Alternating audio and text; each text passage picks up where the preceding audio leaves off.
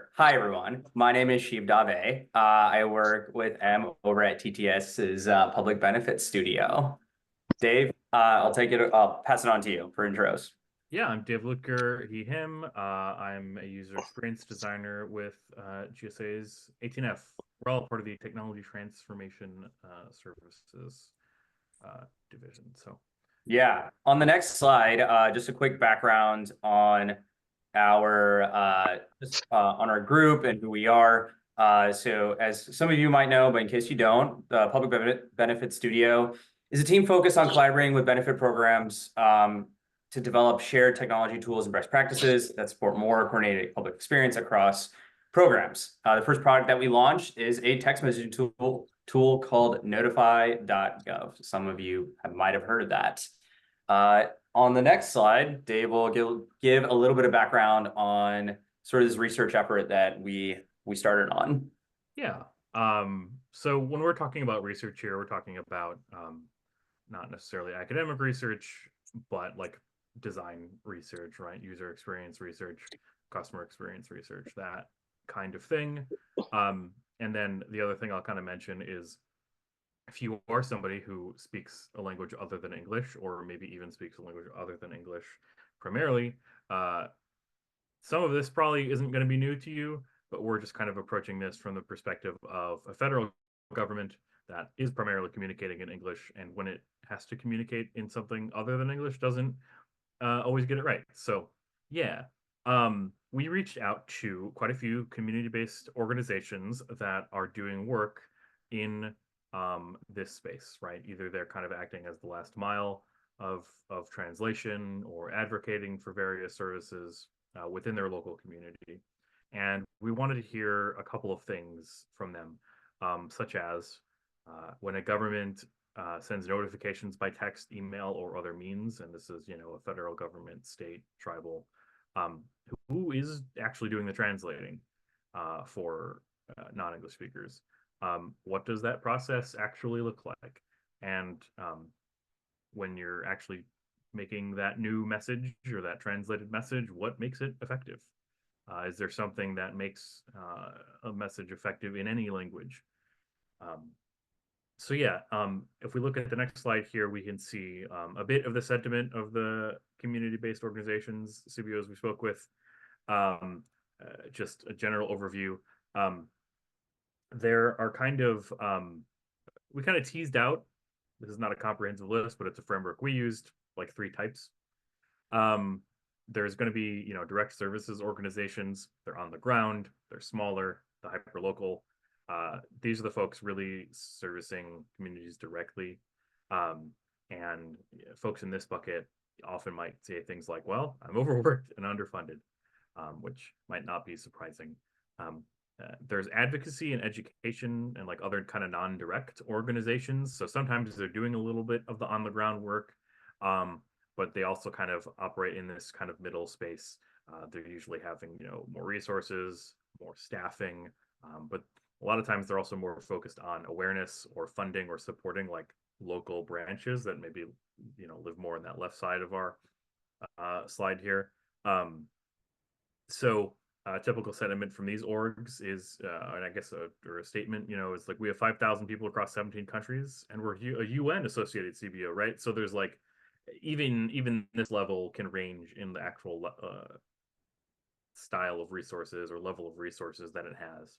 And then we also spoke to orgs that are kind of coalition level. So they aren't like a big org with lots of branches, but they maybe are bringing together lots of folks in the middle there or on the left. A lot of times they are well funded, but these folks basically are never really doing the direct service. Their service is to the orgs themselves. They're focused on sharing resources and knowledge among, kind of like a working group, right? Among the orgs working more hyper locally or at the bigger level. On the next slide, we also kind of teased out a little bit of who are the players involved, what are the roles involved in a translation process. And when I'm talking about this slide, one thing to think about is that you might not be seeing on here like government, community-based organization, the community, right? And that's because depending on the unique situation, those specific parties might be doing a different part of this chart, and there's sometimes a lot of overlap. But at least in our observation, kind of the framework we developed was we saw that most communication does start with a sponsor, an owner, the organization that actually has the thing to say or the message they want to send out, and then they're going to either send that over to or through a technology or delivery method, right? There's actually a medium being used to send the messages. There's systems and services. There's ISPs. There's text message providers. All of that stuff, and also in the middle here is the person actually doing the translating, or the party actually doing the translating, doing the task of making the message be available in the new way. And these are kind of simultaneous in the middle, because sometimes it goes through the service first and then it's translated, and sometimes it goes to a translator first and then is distributed out. And then this kind of second piece here, or this third piece, like a cultural navigator, the kind of last mile of delivery, the in context, we had to put it at one point here, kind of like the effective message sender. It's possible that if you're the reader on the very right side, if a message has been translated for you, like you might not even know that like the original like came from like the federal government in the United States. You just know you got a text message from your local community center saying, hey, like here's how to get SNAP benefits, or don't forget the election's coming up, those types of things. And so sometimes there's kind of that party that, at least from the perspective of the reader, of the member of the public, that of where the message is actually from. And then of course there's the reader who actually gets the message. How do they understand that in the context in which they live? And then kind of involved throughout are subject matter experts. So while there's going to be the folks who know about the language, there's going to be folks who are kind of the owner of the process. At any point, again, it depends on the actual circumstance, there's going to be somebody who actually kind of knows about the area, right? Like, oh, here's the person who knows about nutrition or SNAP or voting. And a lot of times this person is with the community-based organization. Sometimes they're with the government, but it varies, and they kind of come into play throughout this process. So slide images. The next bit here is kind of, now that we've gotten through a bit of kind of framework setting, what actually makes an effective multilingual translation. And there's a couple things we picked up on and heard from the people we talked to. So the first on the next slide is kind of this notion of like blasts versus conversations. A lot of the folks at the orgs we talked to, their relationship is two-way. It's one-on-one. It's on the phone. It's often very verbal. It's continued communication with individuals. Whereas maybe kind of the perspective we started at with the beginning of our research was this notion of like, how do we send good blast messages? And there's, limits to that. One, a blast is going to be maybe more, have a lot more reach, but you're not going to have that white glove touch that a two-way conversation is going to have. The next thing we learned about is that on the next slide here, it's important to meet communities where they are. We spoke to orgs who are, doing asylum work with folks from not only Mexico and Central America, but Africa. And when you're trying to come to the United States, you might not have a US phone number. No matter what your situation is, a lot of, as a lot of you might know, non-English speaking communities like aren't even using SMS in their diaspora in the United States. They're using WhatsApp, right? That's free. It's widespread. You can communicate with your family back home, all of that stuff. And so if you want to send effective notifications from a government perspective, why not go to WhatsApp, right? That's and related tools. Where are the people actually like doing their messaging, right? In a way that they're going to trust it.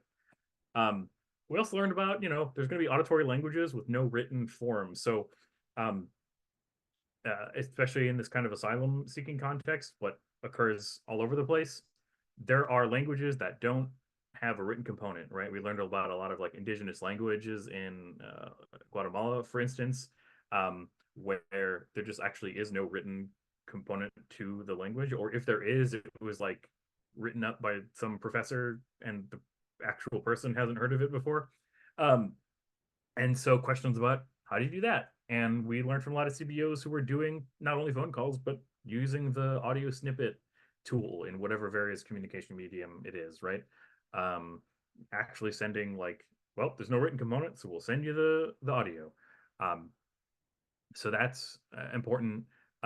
There's folks, they're not going to have an email address, physical mailing address.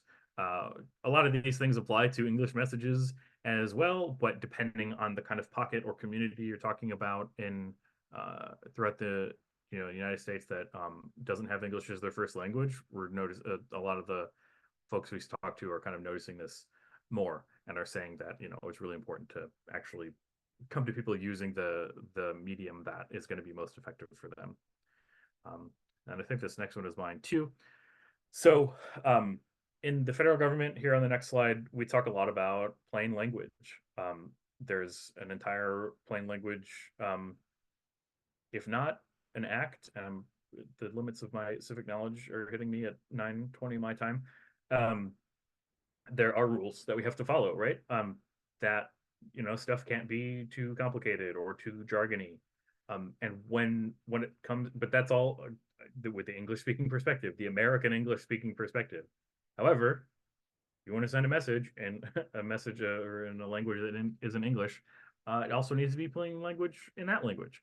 And that can differ depending on who's reading it, right? A country of origin, even region of origin within a particular country, education level, generational differences. We learned that like Mandarin for older Mandarin speakers is almost like completely different than for younger speakers. So that's going to be something to consider as well. And another thing that a lot of the CBOs that we talk to are doing is they're creating banks of commonly used government documents in the language of the communities that they're serving so that they'll have them on hand.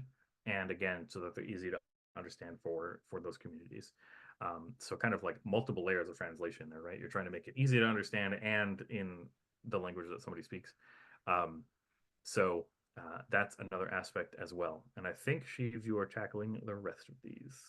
Yeah, we're coming short on time, so I'll kind of just blast through these really quickly.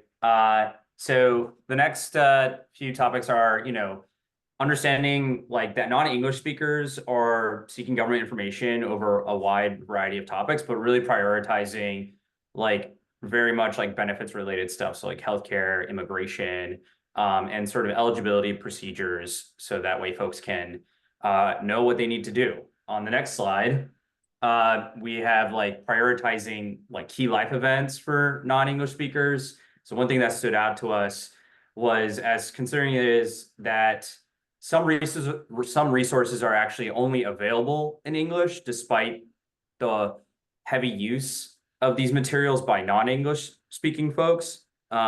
Immigration and asylum resources often fall into this category, unfortunately.